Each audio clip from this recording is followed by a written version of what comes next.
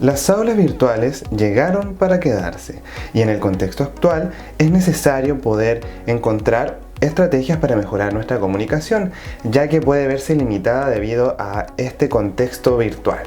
Es por esto que les traigo a continuación recomendaciones para una comunicación efectiva en el aula virtual. Hola, soy el fonoaudiólogo Boris Luxinger y los invito a Fono Actúa, un canal de fonoaudiología y actualización.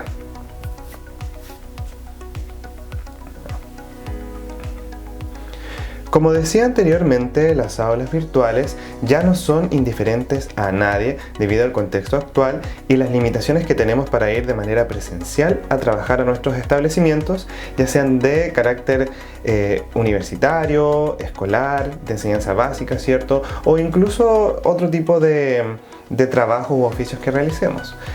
Desde esta perspectiva, el trabajar a través de la virtualidad es algo que ya es bastante familiar y todos nos hemos encontrado que podría tener ciertas limitaciones en nuestra comunicación, como por ejemplo problemas de señal de internet, problemas quizás en los elementos que nosotros ocupemos como el micrófono o la cámara, etc. Entonces, en este video voy a compartirles algunas recomendaciones para poder mejorar la comunicación. Y digo recomendaciones porque lo que les voy a contar a continuación nace a partir del estudio personal y de la propia experiencia. Por lo tanto, si ustedes encuentran otro tipo de recomendaciones, pueden aplicarlas. Bueno, en este video abordaremos las aulas virtuales desde diferentes ámbitos. Por ejemplo, desde los aspectos contextuales en los que nos vamos a desempeñar y vamos a trabajar, los recursos tecnológicos que podríamos utilizar, los elementos o aspectos que tenemos que considerar propios de nosotros como emisores, los del receptor y finalmente el contenido dentro del aula. Así que acompáñame a continuación. Elementos contextuales. Lo primero que tenemos que definir para trabajar en un aula virtual es el espacio físico en el que nosotros nos vamos a desempeñar.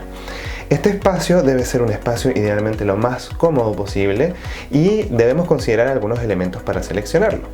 Por ejemplo, la iluminación. La iluminación es muy necesaria porque contar con una buena iluminación permite que podamos acompañar nuestro mensaje de manera verbal con un mensaje gestual, ¿ya? No es ideal, por ejemplo, estar a oscuras o que no se vea tanto nuestro rostro. Así, si contamos con buena iluminación nos veremos mejor. Otro aspecto es, por ejemplo, la acústica de la habitación.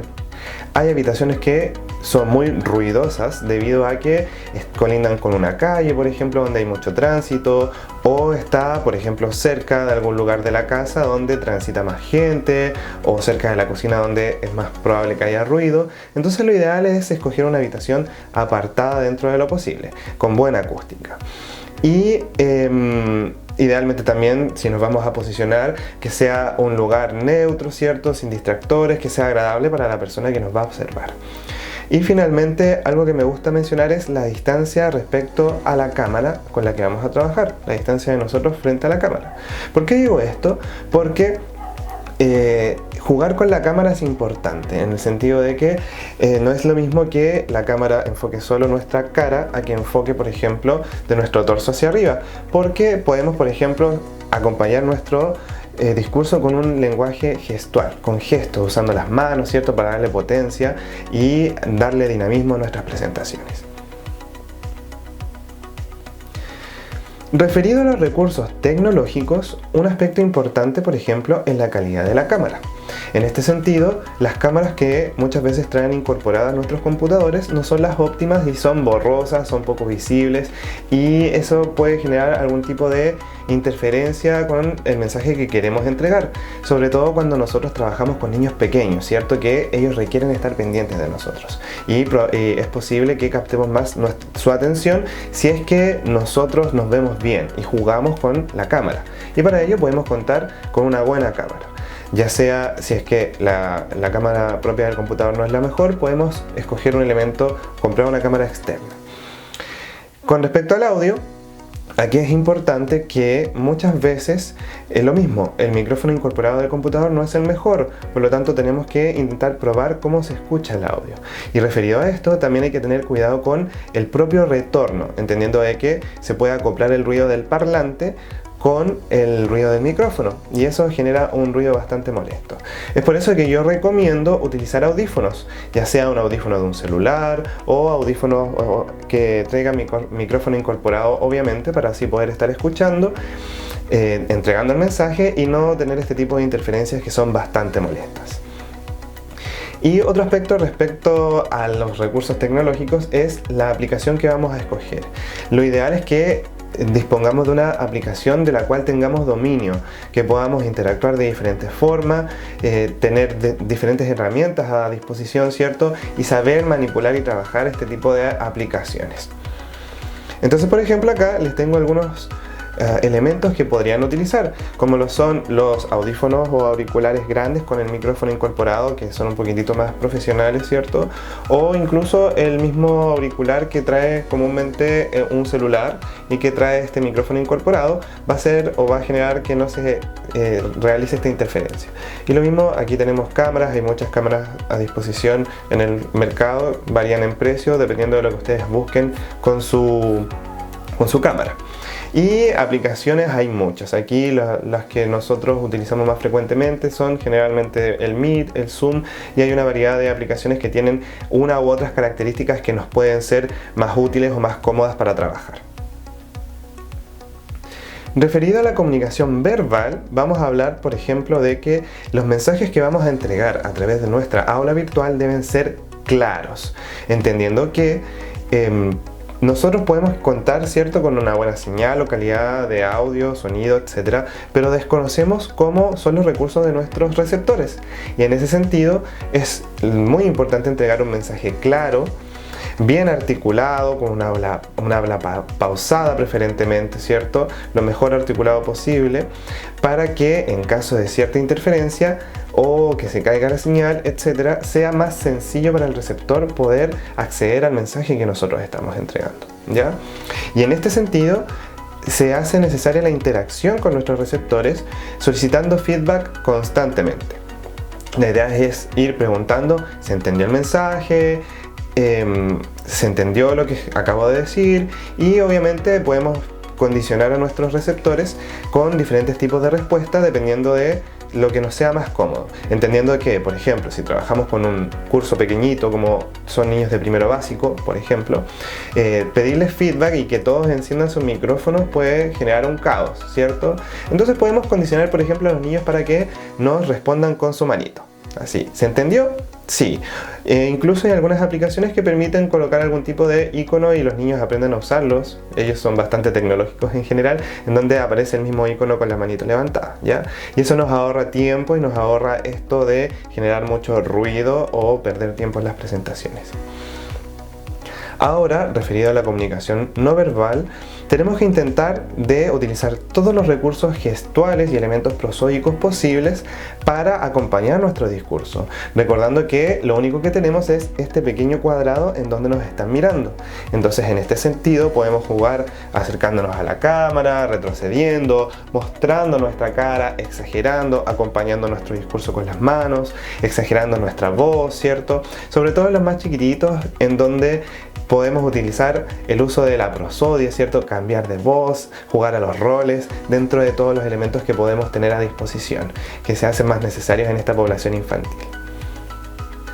Asociado al receptor, es muy importante considerar la necesidad de un acompañante.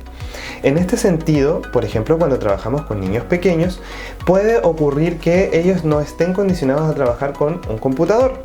Y es por eso que van a ocurrir situaciones en donde van a requerir el apoyo, o bien si queremos aplicar algún procedimiento o queremos enseñar algo que el niño ejecute, vamos a necesitar de alguien que esté acompañándolo para que pueda guiar la actividad.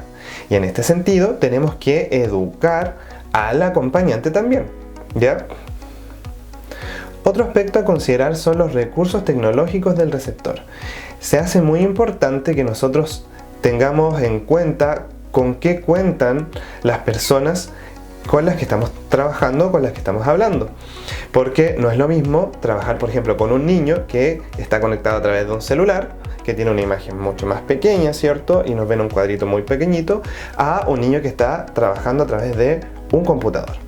Entonces, si ustedes tienen, por ejemplo, un catastro de cuáles son los elementos a través de los cuales se conectan las personas, podrían adaptar, por ejemplo, las presentaciones con las que ustedes trabajan.